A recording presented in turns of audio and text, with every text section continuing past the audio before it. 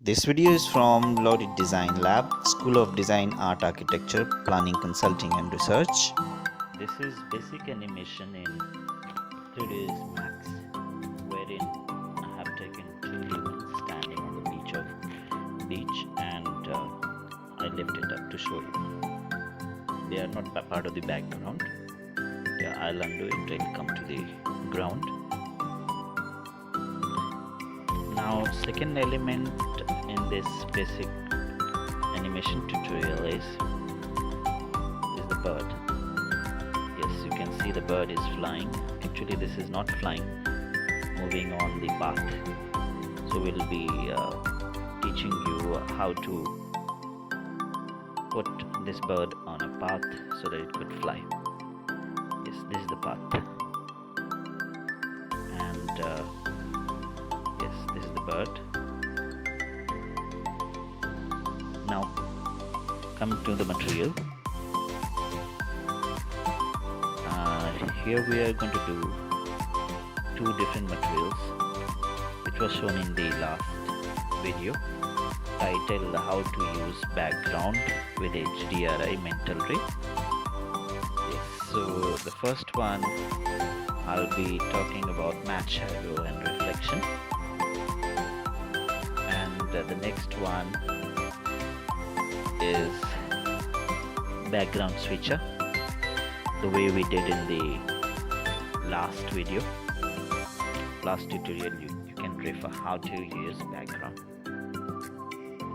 And this is the environment which is going from the background of the background switcher, which is again pasted from background to matte shadow, reflection, and likewise we'll be using the background to use environment map. Now we'll be learning the animation part, how to do the bird path constraint. We'll go to animation. After going in animation, yes, go to the position controller,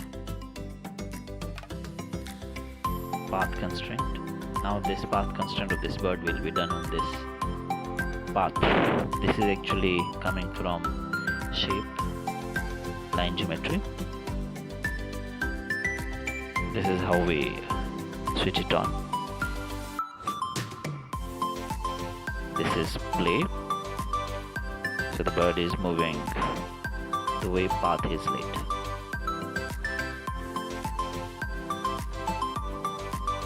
And this is the range of the frame.